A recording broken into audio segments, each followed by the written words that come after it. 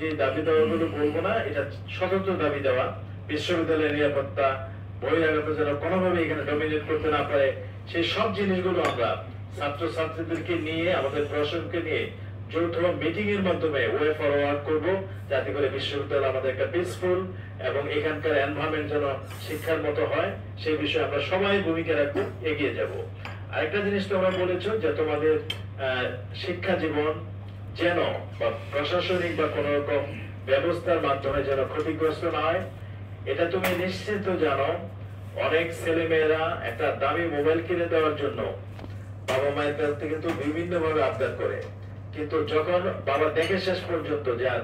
না দিয়ে উপায় নেই তার ছেলে, তখন তার যত কষ্টই হোক সে চেষ্টা করে তখন ছেলেটার আবদার পূরণ করবে। আর তোমরা যে বিষয়টা বলেছো, আমরা অবশ্যই খেয়াল রাখবো প্রশাসনের পক্ষ থেকে, যেন তোমরা যেন কোন রকম জটিলতায় পড়ে তোমাদের শিক্ষা জীবন যেন ব্যাহত না হয়, কোনো ক্ষতিগ্রস্ত না হয়, সেটা যেন আমরা সর্বোচ্চ চেষ্টা অব্যাহত রাখবো, এটুকু বিশ্বাস আমাদের উপর রাখতে পারো। আর সার্বিকভাবে আমি দেখতে চাই যে কৃষি বিশ্ববিদ্যালয়ে